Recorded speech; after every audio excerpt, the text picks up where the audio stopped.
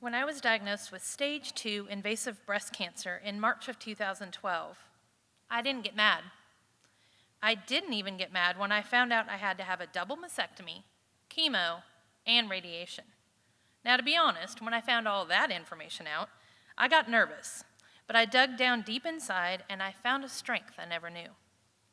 And I faced the battle head on with my husband, friends, and family by my side, and leaning on God to get through it all.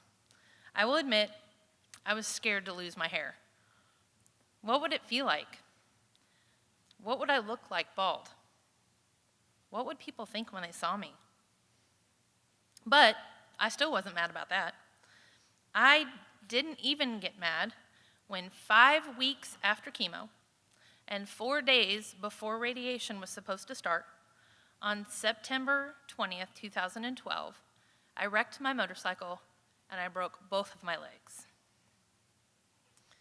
I couldn't believe that happened to me in the middle of my breast cancer battle. I did get overwhelmed a few times, but again, with God, my friends, and family, and a super loving and supportive husband, I got through that trial. Getting through cancer treatment and recovering from 2 broken legs was quite the battle, physically and mentally. But I faced it, and I got through it. God has used my story over and over again to inspire others. I don't keep quiet about my journey. I let people know what I've been through in hopes to encourage and inspire them that they'll be able to get through whatever challenge they are facing. I even got a tattoo to mark my journey so it would spark conversations. I've been married to my husband, Roy, for almost 16 years now, and we knew that we wanted a kid or kids someday. Life events in the first few years of our marriage kept us from being ready to have kids. Then we prayed about God's timing for having children. We kept feeling like we were supposed to wait. Just after I turned 40, we thought, this is a great time, seems right. And then that very week that we decided we would try for kids is the very week I was diagnosed with breast cancer. Still, I didn't get mad. I trusted God.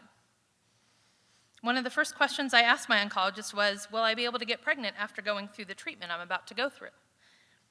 And she let me know that she had seen plenty of young women around my age go through this treatment and be able to get pregnant on the other side.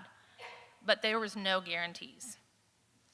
After 12 surgeries in 3 years from breast cancer and the motorcycle accident, when January of 2015 came around, we were ready to start to try to get pregnant.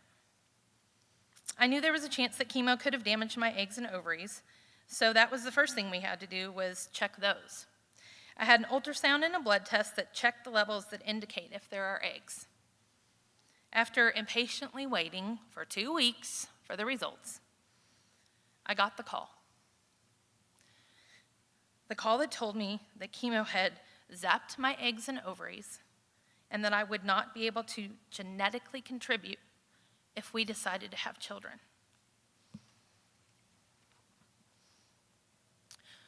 That's when I got mad. That made me so angry. Cancer and chemo had taken away my ability to have my own child.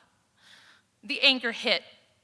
Take my breasts, take my hair, make me go through treatment that will render me weak and weary. That's fine.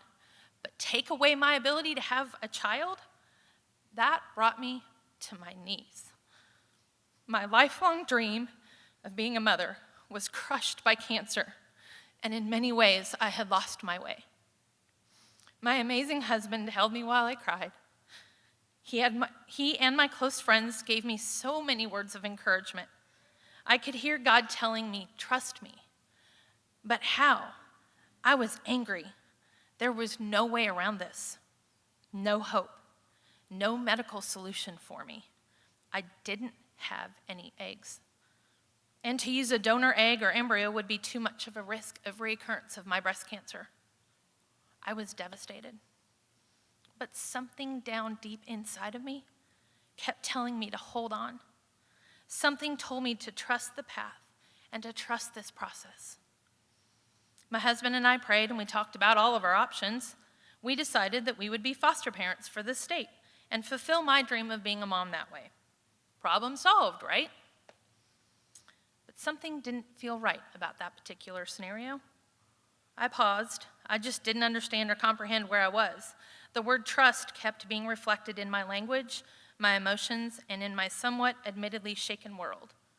But I just had to believe. Then, one snowy day in February of 2015, I was looking through Facebook, and I came upon a post from a ministry called Jonah's Journey. It caught my eye. I read up on this ministry, a unique ministry of faith. On their Facebook page, it states, Jonah's Journey offers a Christian alternative to the state foster care programs for the children of incarcerated, displaced, or homeless mothers. My heart was stirred, but this time it wasn't from anger. It wasn't from my inability or question of trust. My angered heart was moved to complete compassion, and I began to cry. I was reading about the mothers that were pregnant and incarcerated, the women who had lost their way and had to give their babies up. Lost their way. Kind of the feeling I felt when I was told I couldn't carry my own child. This ministry was about finding families that would be willing to take care of the babies while the mom was in prison with the ultimate goal of reunification. They needed to find their way. I realized that that meant at some point we would have to give that baby back to that mama. But what an awesome ministry, loving on that mama and loving on that baby and giving that mama the security that someone was out there that she could finally trust. In January, when I found out that my ability to have a baby was taken from me by cancer, I was angry. But I learned to trust in my Father. The very next month is when God showed me what trust was really about. But this time it was different. I needed to allow someone else to trust me. What an amazing lesson. His plans are always better than ours. I had grieved the news of being infertile, and I was ready for God's plan, which was being a part of this ministry. He knew what I would go through, and he had a plan. In the depths of my despair, I didn't see it. But now I am so excited to partner with this ministry and love on the mamas that are in jail and their babies. I get to be the hands and feet of Jesus to these women who have not made good decisions over and over and over again, but they still deserve to be loved. And they deserve someone they can trust. My second act, learning to be someone's trust when they, like me, feel that they can't.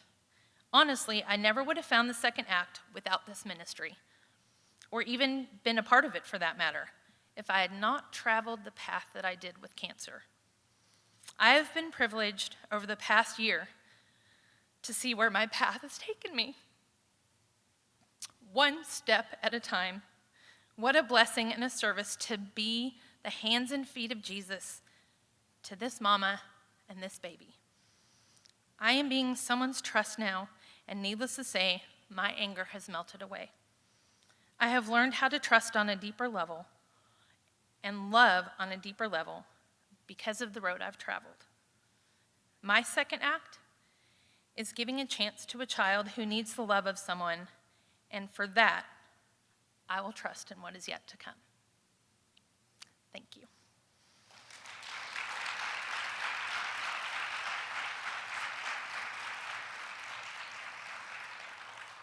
So that leads me to today. Today, my life is filled with bottles, burps, and poopy pants.